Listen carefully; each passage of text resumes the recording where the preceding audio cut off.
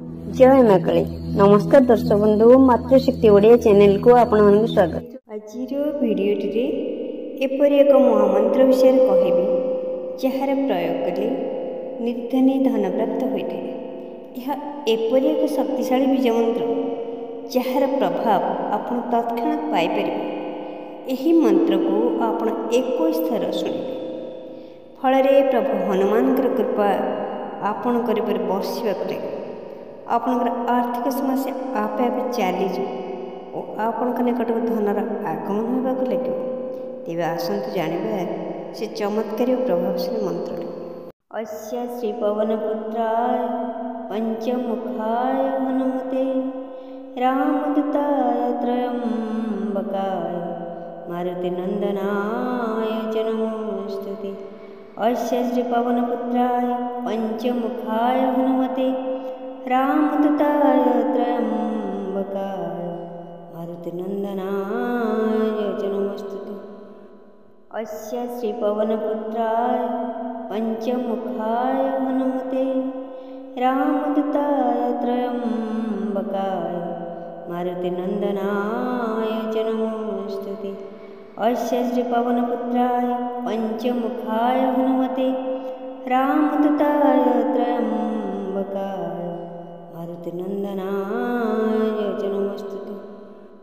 अस्य श्री पवनपुत्राय पंचमुखाय हनुमते रामदूताय त्रयंबकाय मारुतिनंदनाय च नमोस्तुते। अस्य श्री पवनपुत्राय पंचमुखाय हनुमते रामदूताय त्रयंबकाय मारुतिनंदनाय च नमोस्तुते। अस्य श्री पवनपुत्राय पंचमुखाय हनुमते रामदूताय त्रयंबकाय मारुतिनंदनाय च नमोस्तुते। अस्य श्री पवनपुत्राय पंचमुखाय हनुमते रामदूताय त्रयंबकाय मारुतिनंदनाय च नमोस्तुते। अस्य श्री पवनपुत्राय पंचमुखाय हनुमते रामदूताय त्रयंबकाय मारुतिनंदनाय च नमोस्तुते। अस्य श्री पवनपुत्राय पंचमुखाय हनुमते रामदूताय त्रयंबकाय मारुतिनंदनाय च नमोस्तुते। अस्य श्री पवनपुत्राय पंचमुखाय हनुमते रामदूताय त्रयंबकाय मारुतिनंदनाय च नमोस्तुते।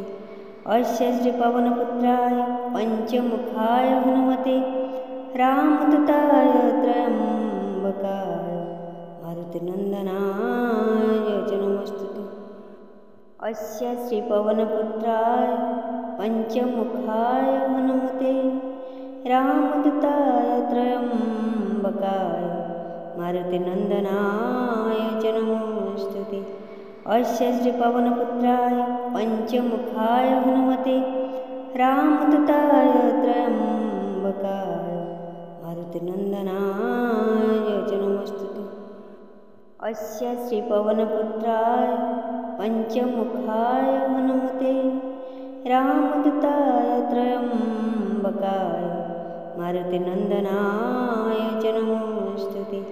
अस्य श्री पवनपुत्राय पंचमुखाय हनुमते रामदूताय त्रयंबकाय मारुतिनंदनाय च नमोस्तुते।